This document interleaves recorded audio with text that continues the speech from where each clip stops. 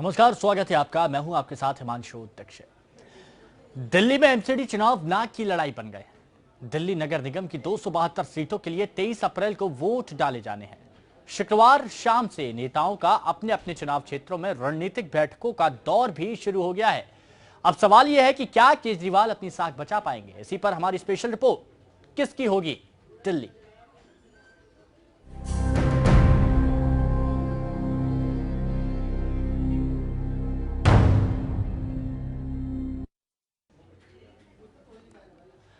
Rajouri garden की जीत से BJP का हौसला यहां पर बढ़ता हुआ नजर आ रहा है। बीजेपी ने तमाम नए चेहरों को यहां पर मौका भी यहां पर दिया है। वहीं अगर राजौरी विधानसभा की बात की जाए तो राजौरी विधानसभा के उपचुनाव में प्रत्याशी की जमानत जब्त होने और पंजाब गोवा में दावे से उलट नतीजों के बाद एमसीडी चुनाव आम आदमी पार्टी के लिए नाक का सवाल बन गया है। बीजेपी जहां इससे राहत महसूस कर रही है, वहीं कांग्रेस को दिल्ली में राजनीतिक दिशा दिखाई देने लगी है।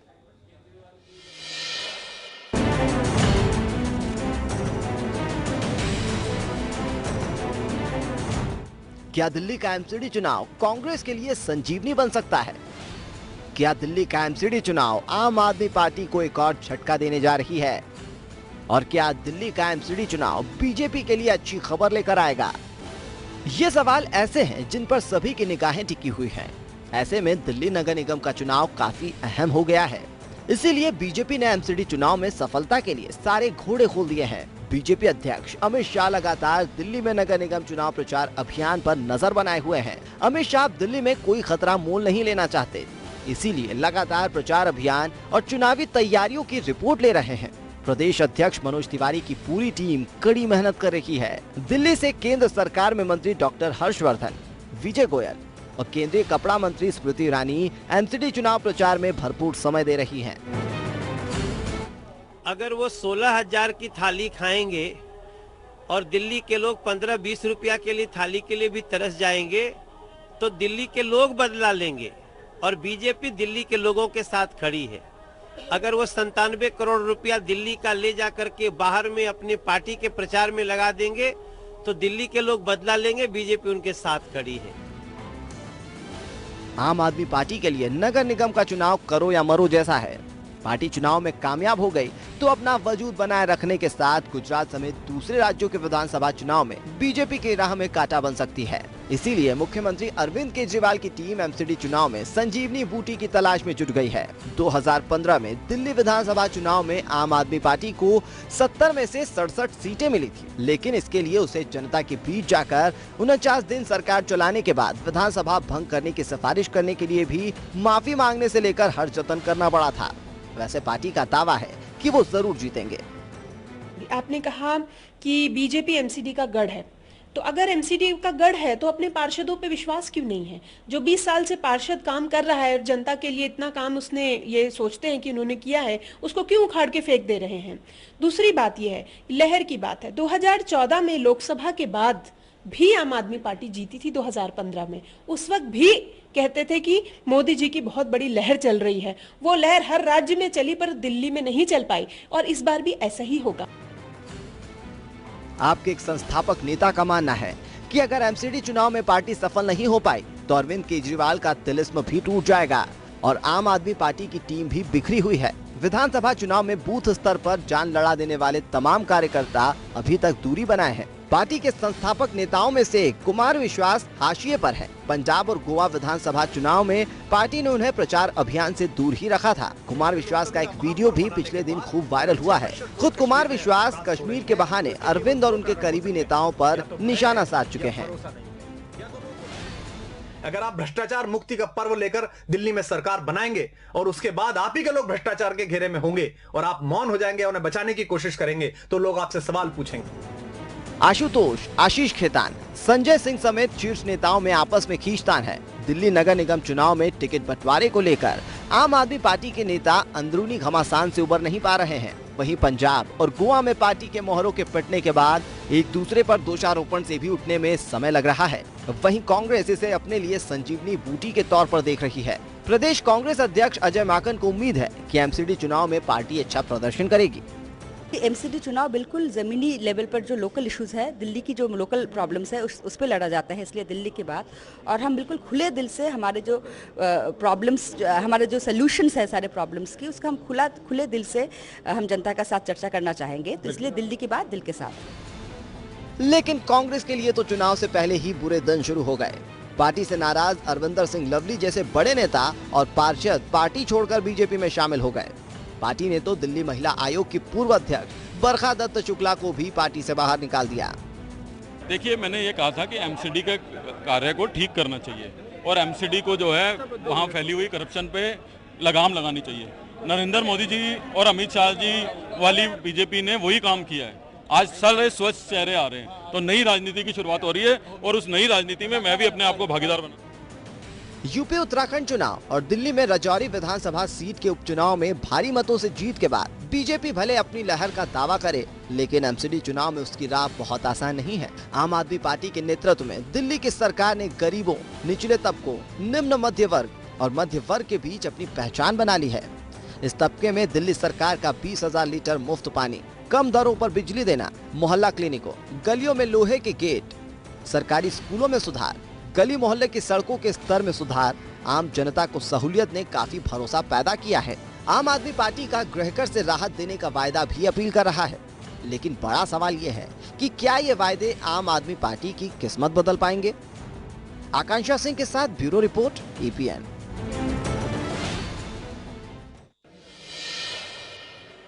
दिल्ली में एमसीडी चुनाव को लेकर प्रचार अपने चरम पर है और ऐसे में आरोप प्रत्यारोप का दौर जारी है। आज हम इस खबर के जरिए आपको नगर निगम चुनाव की सबसे गरीब और सबसे अमीर उम्मीदवार के बारे में बताते हैं। किसी का बैंक बैलेंस 0 है तो किसी के पास 82 करोड़ है।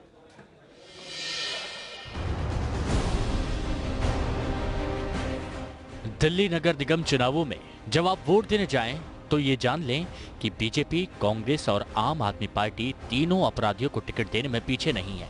साफ सुथरी राजनीति की बात करने वाली ये पार्टियां जब टिकट देने की बारी आती है तो दागियों से दोस्ती कर लेती हैं। एडीआर ने जो ताजा रिपोर्ट जारी की है उसके मुताबिक कुल 173 दागी उम्मीदवार एमसीडी के चुनावी मैदान में अपनी किस्मत आजमा रहे हैं।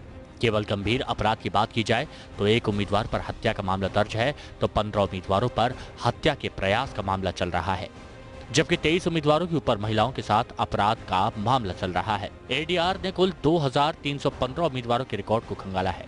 बीजेपी, कांग्रेस और आम आदमी पार्टी तीनों दलों की बात की जाए तो सबसे ज्यादा बीजेपी के 35 उम्मीदवारों पर क्रिमिनल केस पेंडिंग है। वहीं कांग्रेस के 21 और आम आदमी पार्टी के 13 उम्मीदवारों के खिलाफ क्रिमिनल केस पेंडिंग है। एडीआर ने अपनी ताजा रिपोर्ट में दिल्ली नगर निगम चुनाव में भाग ले रहे उम्मीदवारों की संपत्ति को लेकर भी फैक्ट्स जारी किए हैं। एडीआर के मुताबिक 2315 उम्मीदवारों में से 697 करोड़पति हैं, जिनमें सबसे ज्यादा कांग्रेस में 163 करोड़पति, जबकि बीजेपी में 141 और आम आदमी पार्टी 104 करोड़पति हैं। वहीं एक निर्दलीय महिला उम्मीदवार के पास सबसे ज्यादा 82 करोड़ 70 लाख रुपए की संपत्ति है। रिपोर्ट्स में एमसीडी चुनाव में उम्मीदवारों की पढ़ाई लिखाई का भी जिक्र है। एडीआर के मुताबिक 125 उम्मीदवार अशिक्षित हैं, 40 ऐसे पढ़े लिखे हैं जिन्हें केवल अपना नाम लिखना आता है, जबकि ज्यादातर कैंडिडेट इंटर पास हैं। वहीं 5 कैंडिडेट पीएचडी भी हैं। सबसे ज्यादा 19 अनपढ़ उम्मीदवार बहुजन समाज पार्टी से हैं। 24 उम्मीदवारों ने अपने एफिडेविट में शिक्षा की जानकारी ही नहीं दी है। उम्मीदवारों की उम्र की बात करें तो 782 कैंडिडेट 41 से 50 के उम्र के बीच के हैं। 87 कैंडिडेट 21 से 24 के बीच, करीब 10 कैंडिडेट 21 के हैं। 74 साल के निर्दलीय कैंडिडेट नवल सिंह सबसे बुजुर्ग हैं। वहीं 10 कैंडिडेट 70 की उम्र के हैं। आपको बता दें कि एमसीडी चुनाव में कुल 18 रजिस्टर्ड और चिन्हित पार्टियां चुनाव में हिस्सा ले रही हैं। 3 नगर निगमों के 272 वार्ड के लिए 23 अप्रैल को मतदान होना है। इसके नतीजे 26 अप्रैल को आएंगे। आकांक्षा सिंह के साथ रिपोर्ट, APN। दिल्ली नगर निगम चुनाव को लेकर सियासी दलों ने कमर कसना शुरू कर दिया है। अब वोटरों को रिझाने के लिए तरह तरह के जतन किए जा रहे हैं। ऐसे में पूर्वांचल महापंचायत दल ने ऑटो चालकों को रिझाने के लिए कई ऑटो चालकों को टिकट देकर यह साफ कर दिया है कि इस बार बड़े दलों की राह आसान नहीं होगी।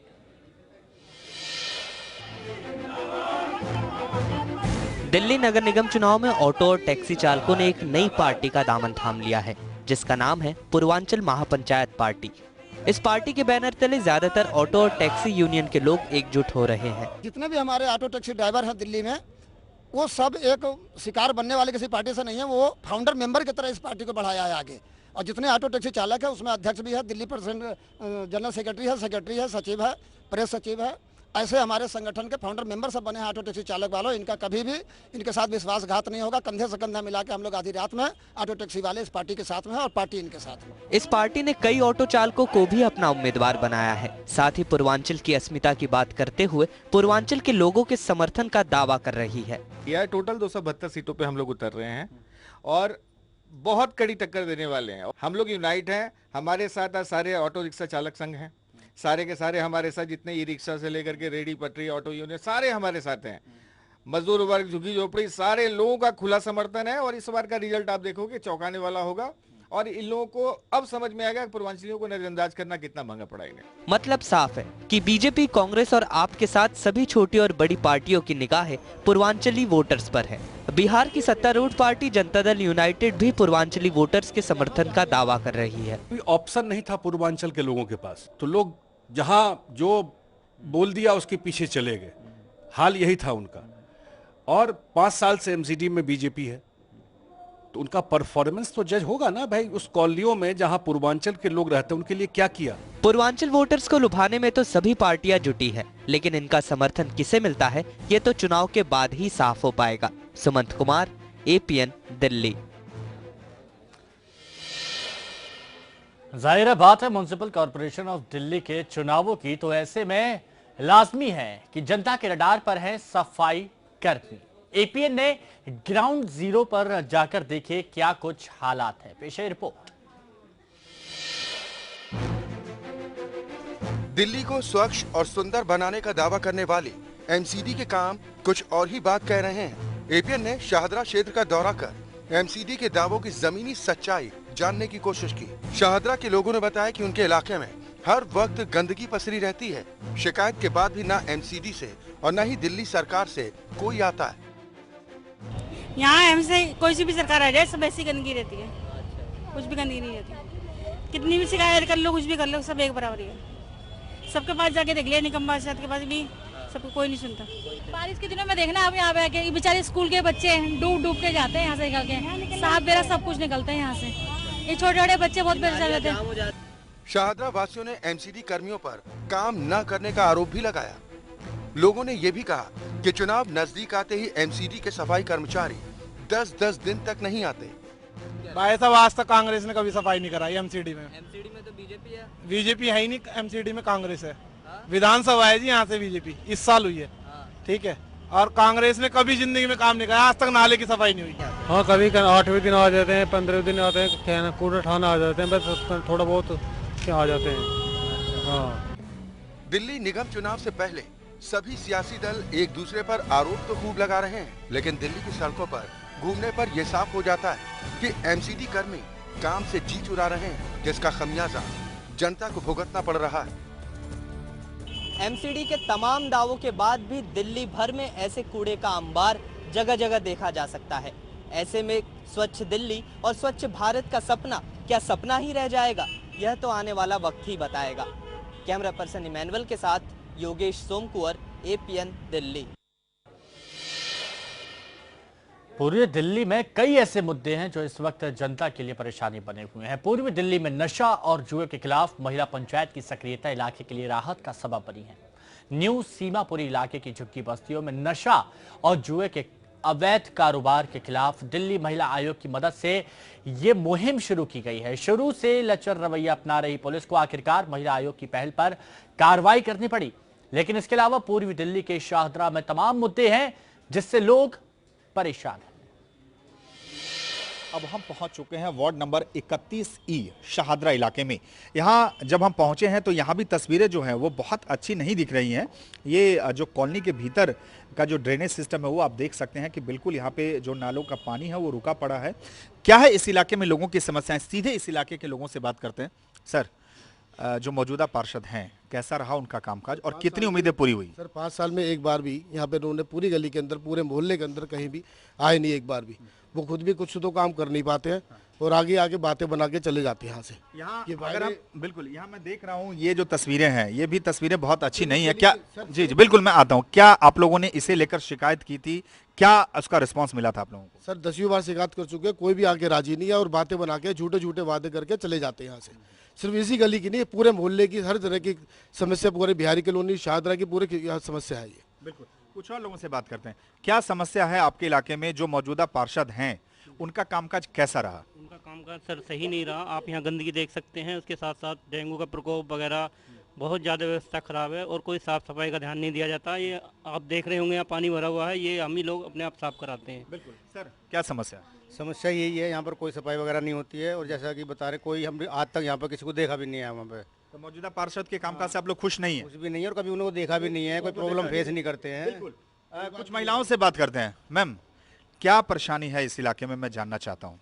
यही परेशानी है कि यहाँ पर कभी साफ़ सफाई नहीं होती है और हमेशा कीटाणु रहते हैं यहाँ पर, मक्खी मच्छर रहते हैं, गंदगी बहुत रहती है। सड़क पे पिछले साल नारियल भी तोड़वाया गया था कि सड़क बनवाई जाएगी, नारियल तोड़वाने के बाद भी सड़क नहीं बनी है, कुछ भी नहीं हो पाता है यहाँ पर। चलिए कुछ और महिलाओं से बात करते हैं। क्या मानती हैं जो पार्षद हैं, कैसा है कामकाज और क्या जनता बदलाव चाहती है या मौजूदा पार्षद के कामकाज से खुश? कितनी आपकी उम्मीदें पूरी हुई? हम लोग मानते हैं कि हाँ यहाँ पे सड़कें अच्छी तरह बने और नालियाँ साफ रहे और खूब उनकी सिफारिश करते हैं कि कोई भी नहीं सुनते यहाँ पे कारीगर। क्या कहेंगे, क्या चाहते हैं आप लोग इस बार? क्या आप मौजूदा पार्षद को फिर से मौका देना चाहेंगे या बदलाव चाहती हैं? हम अब बदलाव की उम्मीद चाहते हैं। हम चाहते हैं कोई ऐसा पार्षद आए जो हमारी उम्मीदों पर खरा उतरे, जो झूठे वादे ना करके जो उनकी उम्मीदें हैं, जो हमारी उम्मीदें उन्हें पूरा करे और जो उनके वादे हैं उन्हें सच में करके दिखाए। बिल्कुल। तो ये वार्ड नंबर 31E शाहदरा के एक कॉलोनी में हम आए थे। यहाँ पे आपने सुना कि जो स्थानीय लोग हैं उनमें जो मौजूदा पार्षद है उन्हें लेकर काफ़ी नाराज़गी है और उनका साफ तौर से कहना है जो साफ सफाई की व्यवस्था है वो बहुत उसके हालात ख़राब हो चुके हैं। इसे लेकर लोगों ने कई बार अपनी समस्याएं रखी लेकिन सुनवाई नहीं हुई। तो मतलब साफ है कि यहाँ मौजूदा पार्षद जो है वो जनता के उम्मीदों को पूरा करती हुई नहीं दिखाई दे रही है और यहाँ भी जनता जो है वो परिवर्तन चाहती है। हम यानी एपीएन लगातार आपको हर इलाके और हर वार्ड की स्थिति से अवगत करा रहे हैं। हमारी कोशिश जनता के दर्द को नेताओं के कानों तक पहुंचाने की है। अब हम आपको बदरपुर और पुराने सलीमपुर का हाल दिखाएंगे। देखिए और जानिए वहां की जनता का दर्द। 23 अप्रैल को होने वाले एमसीडी चुनाव के लिए सभी दलों ने ताकत झोंक दी है। दावों और वादों की सियासत के बीच नेता खुद को जनता के बीच स्थापित करने में लगे हैं। एपीएन भी एमसीडी से जुड़े मुद्दों को प्रमुखता से आपके बीच पहुंचा रहा है। लोगों की दिक्कतों और एमसीडी से उनकी उम्मीदों को लेकर हम लगातार लोगों के बीच जा रहे हैं।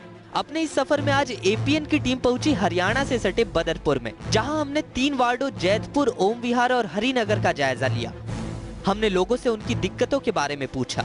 चुनाव के बाद कोई पार्षद नजर नहीं आता है, साफ सफाई के नाम पे बिल्कुल शून्य हो जाते हैं।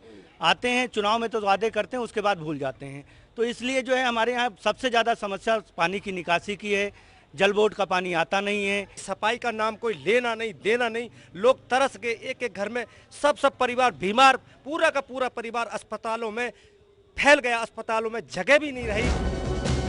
बदरपुर के बाद एपीएन की टीम पहुंची पुराने सीलमपुर और पुरानी सीमापुरी इलाके में, जहां हमने लोगों से उनकी दिक्कतों और उम्मीदों के बारे में राय जानी। कोई कार्रवाई नहीं होती, यहाँ कोई आके झांकता नहीं है। कितना ही कह लो, ये लगभग आज ही नहीं 3 साल से ये दिक्कत है। हमारे यहाँ के रास्ते बंद पड़े हुए हैं, उधर सब्जी मंडी वाला रोड है, वहाँ से निकलो वहाँ यही हाल है। हाँ बिल्कुल, मेरे लड़के को इसी वजह से टीबी बनी और इसी वजह से मेरा लड़का खत्म हुआ। यहाँ का पानी ऐसा है, अगर जो मोदी जी अगर पी लें तो मोती बन जाएंगे। इतनी बदबू थी सुबह पानी में कि कीड़े बारीक बारीक कीटाणु आ रहे थे उस पानी में। 10 साल से एमसीडी की सत्ता पर काबिज बीजेपी के लिए इस बार चुनौतियां 2 तरफा है। एक और उसे कांग्रेस से कड़ी टक्कर मिल रही है, तो वही आम आदमी पार्टी मुकाबले को त्रिकोणीय बना रही है। योगेश सोमकोर के साथ सुमंत कुमार, एपीएन, दिल्ली। दिल्ली नगर निगम चुनाव के आखिरी दिन सभी पार्टियों ने पूरी ताकत झोंक दी है। चुनावी मैदान में इस बार कई ऐसे उम्मीदवार भी हैं जिनकी हिम्मत की लोग दाद दे रहे हैं। ऐसे ही उम्मीदवारों में एक चाय बेचकर गुजर बसर करने वाली महिला कौशल्या देवी भी है। जो एनसीपी की टिकट से मैदान में उतरी हैं। नरेंद्र मोदी चाय बेच के प्रधानमंत्री देश के बन गए, तो मैं चाय बेच के काउंसिलर क्यों नहीं बन सकती। इसी जज्बे के साथ 34 साल की कौशल्या देवी एमसीडी चुनाव के समर में कूद गई हैं। कौशल्या देवी पिछले कई सालों से अपने पति के साथ मिलकर चाय बेचती हैं और 7 लोगों के परिवार को पालती हैं। लेकिन इस बार के नगर निगम चुनाव में वो नेशनलिस्ट कांग्रेस पार्टी के टिकट पर चुनाव लड़ रही हैं। सारे लोग यही बोलते हैं, हम जाते हैं कोठी में भी जाते हैं, जुग्गी में भी जाते हैं, सारी परेशानियां देखते हैं। किसी के बाथरूम बंद है, किसी के लैट्रिन बंद है, किसी के पानी बंद है, बढ़िया पानी नहीं आता है सप्लाई का। वो कहते हैं कि हमारे घर में नहीं है। हमने बोले कि हमें उस लायक बनाओ तो हम आपको मदद करेंगे, हम बनाएंगे, सब करेंगे। Kaushalya Devi ward number 58 S Kasturba नगर से अपनी किस्मत आजमा रही हैं। जनवरी महीने से ही वो और उनका पूरा परिवार चुनाव प्रचार में जोर शोर से जुटा हुआ है। लिहाजा पार्टी के नेता भी उनके हौसले की दाद देते हैं। देश की एक ये बदकिस्मती है कि महिलाओं को बहुत कमज़ोर समझा जाता है और उनको चौका चूल्हा तक ही सीमित करने का यहाँ पे एक वो रहती है कि ये इतना ही कर सकती हैं। तो एक महिला जो चाय बेचती है वो उसका गुजारा उससे चलता है, लेकिन उसके इरादे जो हैं मोदी जी से भी ऊपर है। कौशल्या का दावा है कि झुग्गी में सालों से रहने की वजह से वो झुग्गी वासियों के दुख और दर्द को बाखूबी समझती हैं, जिसका फायदा उन्हें इस चुनाव में मिलेगा। आदमी में कशिश होती है कि जो सेवा का उसके अंदर भाव था कि सर मुझे तो नहीं भी होगा तो भी मैं सेवा करूंगी लोगों की, आप मौका दे देंगे तो मुझे ताकत और आ जाएगी, नहीं तो मैं सेवा तो लोगों की करती रहूंगी जैसी मेरी सामर्थ्य। इस नगर निगम चुनाव में तरह तरह के उम्मीदवार मैदान में हैं, लेकिन कौशल्या के हौसले को सलाम। प्रधानमंत्री नरेंद्र मोदी से प्रेरणा लेकर एक चाय बेचने वाली कौशल्या देवी एमसीडी के चुनावी जंग में कूद पड़ी है और लोगों के प्यार और समर्थन के बूते अपने जीत का दावा भी कर रही हैं। कौशल्या देवी इस चुनाव में जीतती हैं या हारती हैं, ये तो चुनाव परिणाम के बाद ही साफ हो पाएगा, लेकिन कौशल्या देवी के जज्बे की जितनी भी तारीफ की जाए वो कम है। कैमरामैन संदीप लोहिया के साथ सुमंत कुमार, एपीएन, दिल्ली। दिल्ली नगर निगम चुनाव में कई वार्डों में महिला प्रत्याशियों के बीच कड़ा मुकाबला देखने को मिल रहा है। Ward number 24 Geeta colony Krishnanagar में भी महिला प्रत्याशियों के बीच जबरदस्त राजनीतिक जंग देखने को मिल रही है।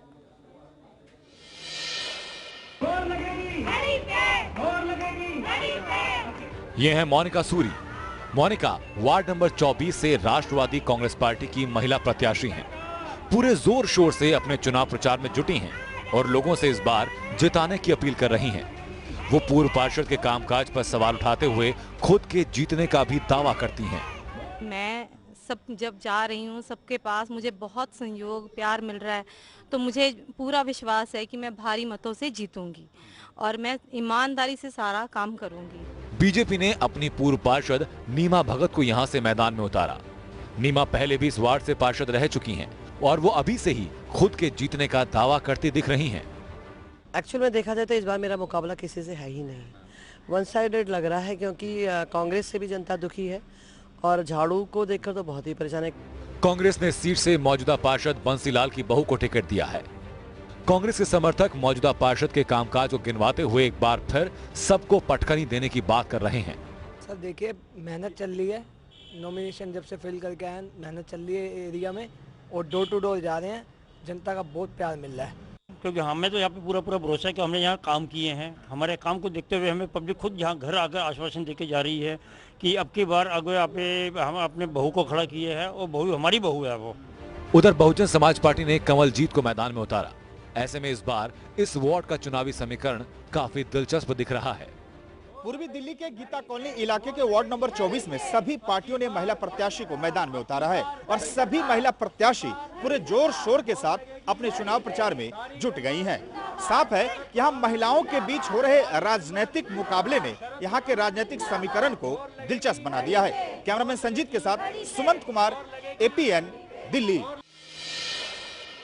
तो फिलहाल स्पेशल रिपोर्ट में मेरे साथ इतना ही। दीजिए इजाजत, लेकिन आप बने रहें एपीएन के साथ। नमस्कार।